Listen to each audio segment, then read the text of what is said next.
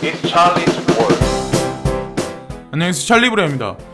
주의, 본 영상의 모든 자료와 결론은 개인적인 강한 내피셜이 담긴 내용이 많으므로 투자하시는데 보조자료로 사용하시기 바랍니다. 참고 자료로만 사용하라고 제가 말씀드리는 거지 100%는 없다고 제가 말씀드리는 거예요, 먼저. 그리고 저는 어떠한 텔레그램이나 톡방, 카카오 톡방 아니면 플러스 친구 이런 거를 단 한 개도 운영하는 게 없어요. 그래서 상업적 활동하는 거는 전혀 없다. 그냥 개인 유튜브 채널 한 개만 운영한다라는 거를 강조해서 한번 말씀드리고, 자, 일단 차트적인 관점을 2개 정도 보여드리고 나머지는 이제 경제 뉴스에 관해서 제가 이번 영상은 말씀드릴 거예요. 그래서 왜 지금 이 그림자 금융 세력들이 왜 시장에서 이렇게 개인들이 가지고 있는 자그마한 물량이라도 왜 뺏어가려고 할까? 이렇게 깊은 조정 장세를 왜 지금에 와서 왜 이렇게 사람들을 피곤하게 만들까에 관해서 제가 말씀을 드릴게요. 그래서 그들이 그러는 데는 분명히 이유가 있다라는 거를, 그래서 금리에 관해서 제가 말씀을 드리면서 경제 뉴스하고 접붙여서 설명을 한번 드려볼게요. 그래서 이번 영상은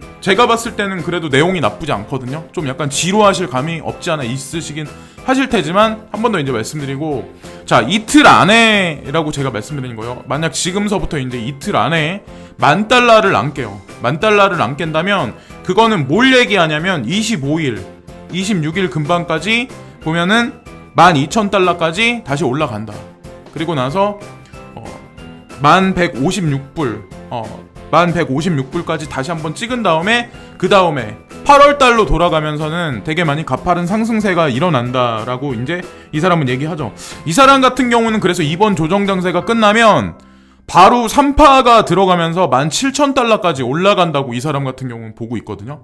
그래서 $17,000까지 갈지는 모르겠지만 제가 보는 기준에서는 아마 비트코인이 됐든 알트코인들도 됐든 아마 같이 동반해서 커플링 장세로 올라갈 확률이 되게 높다고 봐요. 그러면 개인들한테 뺏어가는 물량도 되게 긴급하게 되게 빠르게 뺏어갈 수 있기 때문에. 근데 어쨌건 중요한 건 이번 주가 되게 마의 구간이라는 거를 제가 다시 한번 강조해서 말씀드리는 거고, 첫 번째 시나리오를 말씀드렸고 두 번째 시나리오는 만불이 깨졌을 때를 말씀드리는 거예요. 그래서 어저께 밤에 만불이 깨졌죠. 새벽녘에 만불이 깨져가지고 지금 보면 만불이 깨진 상태에서 살짝 지금 올라가서 1,400불, 1,500불까지 다시 한번 올라간 다음에 앞으로 이틀 내에 다시 한번 만불을 밑으로 강하게 장대 양봉이 나오면서 쭉 하락을 한다. 근데 이 친구가 보는 관점은 $9,200 내지는 $8,800까지 지금 보고 있거든요. 그래서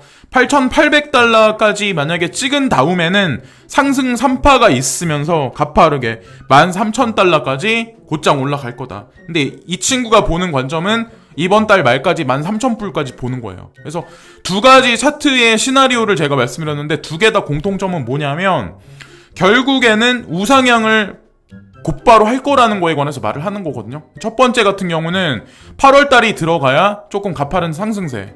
근데 두 번째 시나리오 같은 경우는 만불 이하가 깨지는 어떤 그 장세가 오면 그 다음에 13,000불까지 곧바르게 올라갈 거다. 근데 그게 이틀 내에 앞으로 결정될 거다라는 거에 관해서 이제 언급을 하는 거죠. 그래서 지켜볼 일이긴 한데 어쨌건 뭐 모르죠. 이거 아무도 모른다. 차트는 어디까지나 그냥 예상 분석이기 때문에 그냥 참고용 자료로만 그냥 대입을 하세요. 그리고 만약에 두 번째 시나리오가 가면 저 같은 경우도 아마 트레이딩에 아마 임해야 될 거라고 생각을 하고 있어요. 그러니까 잘 예의주시하셔가지고 보셨다가 만불을 다시 깨지고 9,800불까지 만약에 깨지고 9,500불까지 깨진다면 거의 아마 8,800불까지 깨진다고 보면 제가 봤을 때 너무 오버하는 거 아니지 않을까라는 생각은 해요. 그래서 다시 한번 이제 두 번째 시나리오까지 말씀드리고, 첫 번째 시나리오든 두 번째 시나리오든 이제 사람들이 말하는 게 아까 조금 전에 말씀드린 그 두 가지 시나리오를 말씀드렸을 때 트위터를 아무리 뒤져봐도 아무리 어떤 전문가가 있어도 그 두 가지 시나리오에서 벗어나는 거는 없어요. 대부분 그래서 이번에 조정 장세가 끝나면 조금 추세가 괜찮아질 거라고 생각하는 사람이 되게 많아요. 비트코인하고 이제 커플링 장세로 돌아가는 알트코인이든. 그래서 그렇게 저 같은 경우도 그렇게 바라보고 있고, 자, 그래서 왜 그러냐에 관해서 제가 경제 뉴스하고 논리적으로 제가 말씀을 드려볼게요. 그래서 그렇게 아마 말씀을 드려야 차트는 차트일 뿐이고, 그죠? 현실적으로 현물 경제하고 엮어서 말씀을 드려야 어떻게 돌아가는지에 관해서 우리가 조금 더 이제 디테일하게 알 수 있는데, 자, 이제 경제 뉴스로 딱 들어갈게요. 미국 민주당의 내홍해. 지금 보시면 인종차별 막말로 불지른 트럼프. 갑자기 트럼프 대통령이 생뚱맞은 발언을 하셨어요. 저는 근데 이 발언을 왜 하셨는지 진짜 이해가 안 가거든요. 한편으로는 근데 봤을 때, 근데 트럼프가 부패하고 무능한 너희 원래 나라로 돌아가라. 발언 파문, 지도부, 여진보, 초선 의원들 갈등, 인종주의, 외국인 혐오 논란으로 여기 나와요. 근데 미국이란 나라가 아마 아시겠지만 전 세계 아마 대부분의 선진국이라고 우리가 생각하는 나라들이 멀티컬처죠. 뭐 호주를 비롯해서 유럽의 몇 개국도 멀티컬처를 지향하고 있고, 그리고 멀티컬처인 나라가 생각보다 되게 많이 있어요. 우리나라 같은 데는 멀티컬처하고 거리가 멀고, 자, 근데 멀티컬처를 지금 비방하는 얘기, 되게 디스하는 얘기를 그렇게 말씀을 하셨는데, 지금 보시면 이민자 단속기관들에 대한 추가 예산 지원은 어떤 명분이 들더라도 결과론적으로는 트럼프 대통령의 반이민 정책 추진을 도와주는 결과가 될 수밖에 없다는 이유에서였다 라고 나와요. 결국에는 근데 이 언급을 하신 얘기가 트럼프 대통령이 반이민 정책을 추진하는 거야. 지금 선에서도.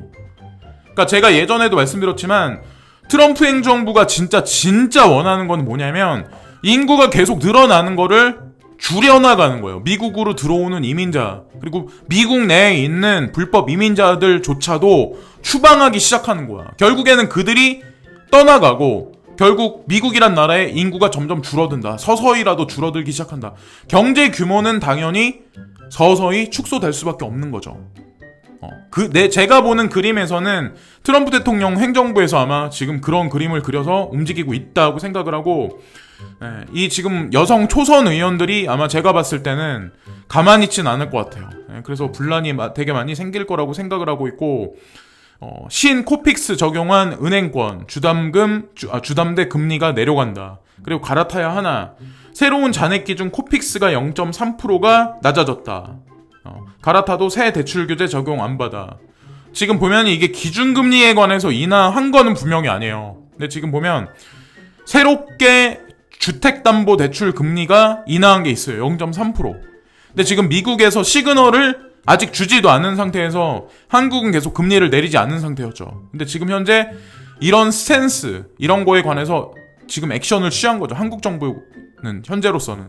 그래서 어떻게 보면은 주택시장이 되게 망가질 거라고 보는 사람들도 되게 많지만, 제가 보는 관점에서는 한국 같은 경우는 지금 미리 이렇게 금리를 내려서 이런 식으로 사람들한테 부담 주는 거를 살짝 덜어주면 주택 가격은 어느 정도 지지가 될 거라고 생각을 해요. 일부 특정 지역 빼고는.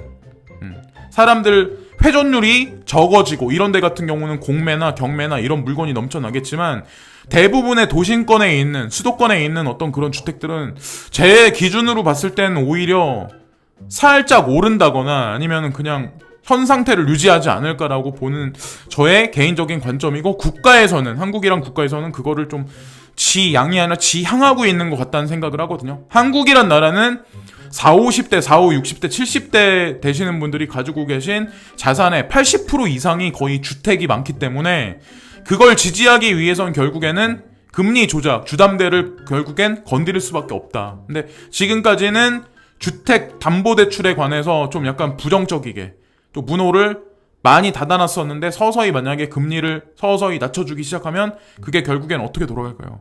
근데 중요한 거는 다주택자 세금 폭탄, 전원주택 시장이 꽁꽁 얼어붙었다.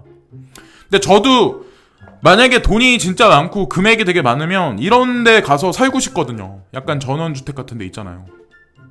보면은 그런 데 가서 사는 게 낫다고 저는 저 같은 경우는 생각을 하는데, 여기서 보시면은 이런 주택에다가 세금 폭탄을 되게 많이 때린대요. 지금 그래서 경매나 공매가 이런 게 되게 많이 나온다고 하는데, 제가 이 뉴스를 보고 여러분들한테 말씀드리고 싶은 건 뭐냐면, 여러분들도 아마 느끼시겠지만 요즘에 한국 사회가 돌아가는 게 어떤 거냐면, 있는 자한테 조금 더 뺏고 없는 사람한테 세금을 조금 덜 걷고, 그 중간계층한테 세금을 조금 더 걷고, 그래서 중간계층이 사라지는 어떤 그런 트렌드가 지금 현재 한국 사회에서 벌어지는 게 아닐까. 근데 이거는 제가 한국 사회만 지칭해서 말씀드린 게 아니라 다른 나라도 제가 봤을 땐 그런 것 같아요. 중산층은 점점 그 계층이 점점 얇아지고, 예전에는 중산층이 되게 두터웠거든요. 그러니까 한마디로 이제 먹고 살만한 사람들, 그냥 근근히 먹고는 살만하다. 근데 지금 같은 경우는 중산층이 점점 얇아져. 거기다가 국가에서는 중산층이 살게 도와주지도 않아. 월급에서 가져가는 세금은 점점 늘어나고, 여기서 보면은 다주택자, 그나마 꼴랑 서민이라고 봤을 때 서민이 주택 두세 채 있는 것도 거기다가 이런 식으로 세금 폭탄을 매기면 결국에는 다 가지고 있지 못하게 하는 거 아니에요. 만약에 가지고 있으려면 너는 보유세나 재산세를 더 많이 내라라잖아요. 그죠? 그럼 나한테 들어오는 자금은 한정되어 있는데 가져가는 세금이 더 많다면 그건 어떻게 할까요? 결국에는 중산층 계층이 얇아질 수밖에 없어. 그러면 결국엔 시간이 흐르면 하층민으로 전락할 수밖에 없다는 거죠. 중산층이었던 사람들 같은 경우도. 네. 그래서 그런 식으로 가는 게 아닐까라고 제가 저 뉴스를 보면서 제가 느낀 바가 있어서 말씀드리는 거고, 미국 금리 인하, 임박, 신흥국 펀드에 쏠리는 시선. 네. 제가 예전서부터 말씀드렸던 걸 지금에 와서 이제 다시 한번 뉴스에 나왔기 때문에 제가 말씀을 드리려고 해요. 그러니까 제가 계속해서 그거에 관해서는 강조해서 말씀을 드렸잖아요. 미국에서 금리가 인하되고 달러에 대한 어떤 그게 만약에 약해지기 시작하면 결국에는 G7에서 G20 위주로 재편된다. 그리고 G20 위주로 있는 신흥국들이 조금 더 자산시장이나 주식시장이 조금 더 반등할 값어치가 분명히 가능성이 농후하다라고 제가 분명히 말씀을 드렸는데, 자, 여기서 보시면은 미국 중앙은행의 금리 인하 가능성이 높아지면서 신흥국 시장에 대한 관심이 커지고 있다. 달러 강세가 둔화되면서 신흥국으로 투자금이 유입될 것이란 기대 때문이다. 여기서 보시면 인도가 나와요. 모디 총리 재집권 이후 개혁이 지속될 것으로 예상되는 인도, 유가 상승 수혜를 보고 있는 러시아, 연금 개혁 속도를 내고 있는 브라질 등의 매력이 커지고 있다는 분석이 나왔다. 네. 이대로 흘러갈 거라고 생각하거든요. 저 같은 경우는 앞으로 향후 몇 년 내에 계속해서. 자, 이제 이번 영상의 이제 핵심으로 제가 들어가서 말씀을 드리는데, 암호화폐를 가지고 계신 여러분들 되게 많이 지금 시세가 하락해 있기 때문에 불안해. 근데 이번 영상을 보세요. 이번 내용을 가만히 보세요. 보시고 끝까지 들어보시고 마음의 결정을 하시면 돼요. 그리고 이들이 지금 보면 연준 같은 경우, 연방준비위원회도 그렇고 전 세계를 움직이는 그림자 금융세력들도 그렇고 결국에는 선택할 기로가 없어요. 돌아온 금리 인하 시대, 경기 부양할 실탄이 없다. 이 얘기는 뭐냐면 결국엔 2008년 금융위기 이후 전 세계 700여 차례 금리를 인하했음에도 불구하고 더 이상 인하 여력이 없고 양적 완화를 해도 효과가 미지수다라는 거죠. 미국에서 금리 인하하겠다는 얘기를 했죠. 그리고 양적 완화하겠다는 얘기도 분명히 했어요. 하반기 가서는. 자, 그게 4분기 가서 10월 달에 할지 언제 할지 몰라. 자, 근데 이번에 보시면은 일본 등 각국 중앙은행이 완화적 통화정책 카드를 꺼내들고 있기 때문이다. 하지만 지난 금융위기 이후 700여 차례나 금리 인하를 단행하는 등 사실상 실탄이 떨어진 상태여서 효과가 미지수라고 14일 블룸버그 통신이 보도했다라고 나와요. 블룸버그 통신이면 전 세계에서 공신력으로 되게 알아주는 데거든요. 외신에 있어서는. 자, 근데 여기서 보시면은 일본 중앙은행의 하루이코 구로다 총재 역시 필요하다면 시장에 더 많은 유동성을 풀 수 있다고 했다라고 여기 나와요. 지금까지 아베노믹스를 이용해서 여태까지 그렇게 많이 했음에도 불구하고 여기서 더 하겠다는 얘기를 하는 거예요. 아베노믹스를, 돈을 더 찍어내겠다. 그럼 어떻게 될까요? 미국도 양적 완화를 하겠다. 돈을 더 찍어내겠다. 만약 경기가 안 좋으면 더 찍어내겠다. 그게 거의 끝판까지 다 왔다는 거죠. 그렇기 때문에 결국에는 갈 길이 한 곳밖에 없다는 거예요. 그렇기 때문에 지금서부터 7년 전에 암호화폐가 만들어졌던 거고, 이 시장 형성을 지금까지 계속 해왔던 거고, 지금 올리기 직전일 수도 있기 때문에 이들이 이 시장을 계속해서 변동성을 계속 주는 거고, 네. 웨이브가 이렇게 출렁출렁거리는 게 되게 빈도가 되게 잦아진다는 얘기는 사실상 급격하게 올려놓을 수 있는 그럴 확률이 되게 높아진다고 하는 전문가들 견해가 되게 많아요. 그렇지 않고서야 시장을 이렇게 만들지 않죠. 여러분들 같으면 그러지 않겠어요?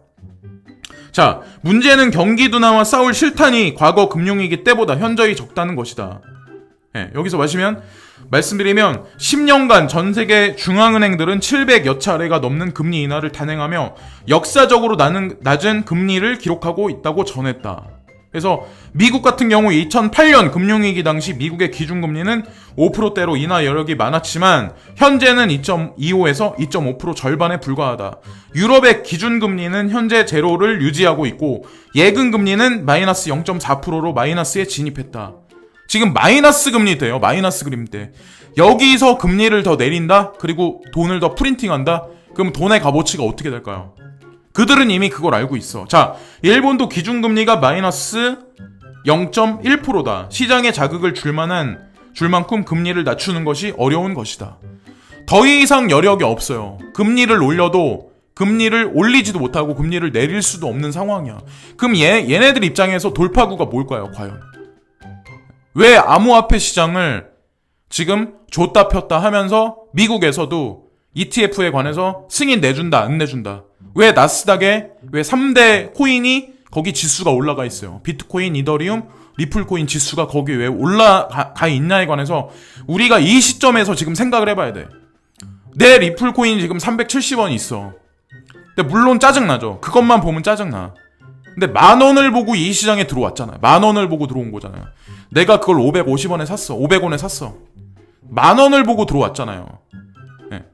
그거를 제가 다시 한번 강조해서 말씀드리고, 금리를 낮춰도 무역전쟁 등 각종 변수가 이를 상쇄할 것으로 예상된다. 여기에 부채 증가와 인구 노화로 인한 노동인구 소비력 감소 등 역시 완화적 통화정책 효과를 감소시키는 요인들이라는 설명이다 라고 여기 나와요. 금리를 인하해도 경기가 돌아가지가 않아. 인구는 점점 고령화되고 점점 사람은 줄고 있고, 지금 현물경제 시스템에 있는 모든 물리적인 생산시설, 건물들도 거의 노후화가 돼 있고 더 이상 건축 행위를 할 땅도 없어요. 그리고 집을 지면 뭐예요? 집이 남아돌기 시작을 하는데 사람이 점점 주니까 그거를 이들은 알고 있다는 거죠. 결국에는 특히 정부와 기업의 부채를 천문학적 수준으로 늘릴 것으로 예상된다라고 나와요.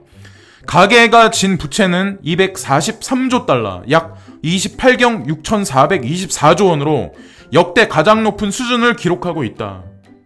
그래서 경제를 파탄내는 부메랑이 되어 돌아올 수가 있다라고 얘기를 해요. 금리를 만약에 인하하면. 그래서 제가 여러분들한테 말씀드리는 거예요. 미국에서 금리 인하한다. 지금 일본에서 마이너스 0.1%인데 여기서 더 금리 인하한다. 아베노믹스를 한다. 그리고 ECB에서도 이미 마이너스 금리인데 거기서 돈을 또 찍어낸다. 유로화를 찍어낸다. 결국에는 파국을 맞을 수밖에 없다는 거죠. 그들은 이미 그걸 알고 있어. 벌써 이미 짜여진 카테고리는 이미 있고 그 다음에 시한폭탄은 이미 동작을 하고 있다는 거죠. 그거에 관해서 해치를 하고 프로텍팅을 하기 위한 게 결국엔 암호화폐라고 제가 강조해서 말씀을 드리는 거예요. 이 때문에 연준 등 정책 위반자들은 일자리가 넘치면 물가도 동반 상승한다는 기존의 공식이 깨졌다는 우려마저 하고 있다. 기존의 방식으로는 현재의 문제를 해결할 수 없을 수도 있다는 불안감이 동시에 커지는 것이다 라고 얘기를 해요. 이 전문가라는 이런 사람들도 기존에는 금리를 내리고 시중에 돈을 풀어 막 양적 완화를 해. 1차, 2차, 3차까지 해. 경기가 좋았어요. 근데 얘네들이 왜 지금까지 시간을 왜 끌었냐? 왜 지금 남아있는 미국에서 총알 3방을 왜 하반기 가서 쏠라고 하냐? 하반기에 쏘고 그 다음에 내년으로 미루겠죠. 왜 그들이 그럴까요? 지금도 계속 여력이 있다면 지금도 경기가 안 좋아. 경기가 좋다고 하지만 그거는 금리 인하에 관한 기대심이야. 그냥 어떻게 보면 구름 위에 붕 띄워놓은 것도 같은, 어떻게 보면 철골 구조가 없는 그냥 목조로 된 지진대가 있는 그런 위에 건물이라고 보시면 되는 거예요. 현재까지는. 쉽사리 무너질 가능성이 되게 농후하다고 생각을 하거든요. 자, 여기 호주중앙은행 총재가 뭐라고 말씀하시냐면 추가적인 양적 완화 조치로 얻을 수 있는 것에 분명한 한계가 있다고 말했다. 그리고 HSBC 홀딩스 수석 이코노미스트는 그럼에도 중앙은행은 다가올 경기 둔화에 대한 책임을 지지 않기 위해 금리 인하를 단행할 것이 분명해진 상황이라고 말했다. 결국엔 금리 인하를 하겠다는 얘기죠. 왜? 썩 좋지도 않은 걸 알아. 하지만 리셋을 시키기 위해서 금리 인하를 하는 거야. 자, 암호화폐 시장을 엄청나게 올려주기 전에 리셋을 시켜주는 거예요. 그렇게 생각하시면 돼요. 지금 뭐 여러분들이 암호화폐 시장이 있으면서 수익 났던 게 거의 다 원점으로 돌아갔거나 아마 마이너스 되신 분이 되게 많으실 거예요. 근데 이런 원리를 아셔야 된다는 거지. 결국에는 이 시장이 결국에는 주식시장이 계속 올라갈 것 같으세요? 아니면 금리 인하를 하고 전 세계 양적 완화 머니 프린팅을 막 해서 경기 부양이 가면 언제까지 갈 것 같으세요? 그건 언발에 오줌 누기도 안 된다는 거죠. 그 이후에는 전 세계 경제가 더 패닉 상태로 갈 수밖에 없어. 자, 그래서 제가 말씀드리는 거야. 다시 한번 강조해서. 제가 보는 관점에, 이거는 제가 바라보는 경제적인 관점을 제가 제 개인적인 해석으로 말씀드린 거예요. 그러니까 많은 전문가들이 그런 얘기를 해요. 금리를 올리지도 못한다, 금리를 내리지도 못한다. 근데 결국 선택은 뭐냐면 금리를 내린다의 선택을 하는 거예요. 제가 말씀드렸잖아요. ECB 같은 경우 금리 인하를 미국보다 먼저 지금 하고 있어.